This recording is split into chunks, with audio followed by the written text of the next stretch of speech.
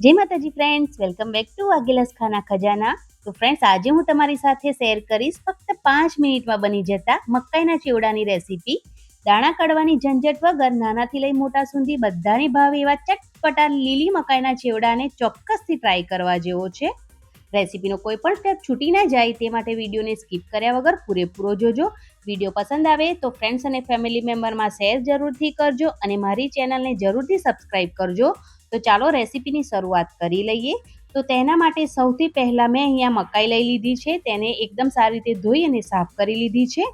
હવે તેને આપણે છીણી લેવાની છે. પણ જો તમારી પાસે આ રીતે આખી મકાઈ ન હોય અને મકાઈના દાણા હોય તો તમે તેને મિક્સર જારમાં એડ કરી અને પલ્સ મોડ પર પણ તેને ક્રશ કરી શકો છો. થોડી અધકચરી ક્રશ કરવાની, એ વાતનું ખાસ ધ્યાન રાખવાનું. હું અહીંયા છીણીની મદદથી તેને છીણી રહી છું. તો મેં અહીંયા બધી જ મકાઈ છીણી લીધી છે. આશરે મેં અહીંયા 500 ગ્રામ જેટલી મકાઈ લીધી છે અને તેને છીણી અને આ રીતનું રેડી કરી લીધું છે, તેનું ક્રશ અધકચરું. હવે તેને વઘાર કરીશું. તો તેના માટે કઢાઈ ગરમ કરીશું અને તેની અંદર સિંગતેલ એડ કરીશું. તમે સિંગતેલની જગ્યા પર ઘીનો પણ ઉપયોગ કરી શકો છો. તેલ એકદમ સારી રીતે ગરમ થઈ જાય એટલે તેની અંદર અડધી ચમચી રાઈ અને અડધી ચમચી જીરું એડ કરીશું.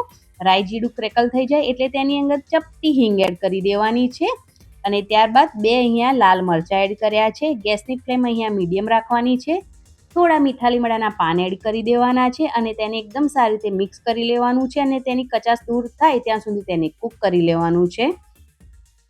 હવે તેની અંદર એડ કરીશું આદુ, લસણ અને લીલા મરચાંની પેસ્ટ. તેને પણ કચાશ દૂર થાય ત્યાં સુધી કૂક કરી લઈશું થોડા સેકન્ડ માટે. આ રીતે તેને પણ મિક્સ કરી લઈશું.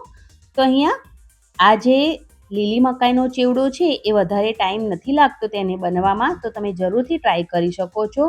હવે એકદમ સરસ ચેવડાનો કલર આવે એટલા માટે અહીંયા થોડી હળદર એડ કરીશું, અડધી ચમચી જેટલી, અને તેને પણ કચાશ દૂર થાય ત્યાં સુધી તેને પણ કૂક કરી લઈશું.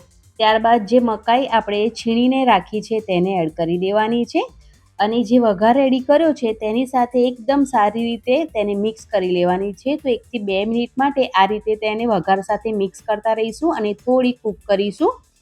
હવે આપણે મીઠું એડ કર્યું નથી, તો સ્વાદ પ્રમાણે અહીંયા આપણે મીઠું પણ એડ કરી દેવાનું છે અને તેને પણ એકદમ સારી રીતે મિક્સ કરી લેવાનું છે. હવે તેની અંદર આપણે એડ કરીશું 1 કપ ભરીને દૂધ. તમે 1 વાટકીનો પણ ઉપયોગ કરી શકો છો. તમે દૂધની જગ્યાએ પાણીનો ઉપયોગ પણ કરી શકો છો. પણ જો તમે દૂધ એડ કરશો તો જે આ ચેવડાનું જે ટેક્સચર છે એ ખૂબ સરસ એવું ક્રીમી આવશે. તો તેના માટે તમારે પણ દૂધનો ઉપયોગ કરવાનો. દૂધ અને મકાઈને એકદમ સારી રીતે મિક્સ કરી લીધા પછી ઢાંકણ ઢાંકી અને તેને 3 થી 4 મિનિટ માટે કૂક કરી લઈશું. તો જ્યાં સુધી તેલ છૂટું ન પડે ત્યાં સુધી તેને મીડિયમ ગેસની ફ્લેમ પર કૂક કરવાનું છે. તો અહીંયા ઢાંકણ ખોલીને જોઈએ તો એકદમ સરસ તેલ સાઈડ પર છૂટું પડી ગયું છે અને જે મકાઈનો ચેવડો છે એ પણ એકદમ સારી રીતે કૂક થઈ ગયો છે.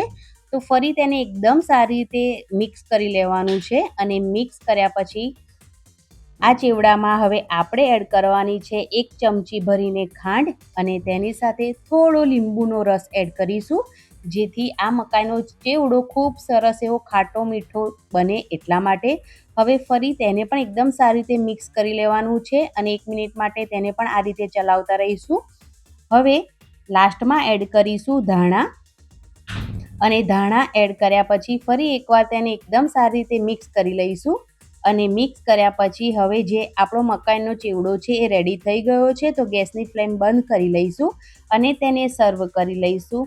તો છે ને ફ્રેન્ડ, એકદમ ચટપટી આ રેસીપી બનીને રેડી થાય છે. નાનાથી લઈ મોટા બધાને ચોક્કસ ભાવશે, તો તમારે જરૂરથી ટ્રાય કરવાની છે. તો આ રીતે તેને પહેલાં સર્વ કરી લેવાનો છે અને એકદમ સારી રીતે ચેવડો સર્વ થઈ જાય એટલે તેની ઉપર આપણે એડ કરવાની છે થોડી સેવ. આ રીતે તમે જ્યારે સર્વ કરીને બાળકોને આપશો તો બાળકોને ખૂબ જ મજા આવશે. તો તમારે પણ આ જ રીતે રેડી કરી અને બાળકોને આપવાની છે અને થોડા દાડમના દાણા પણ એડ કરી દેવાના છે.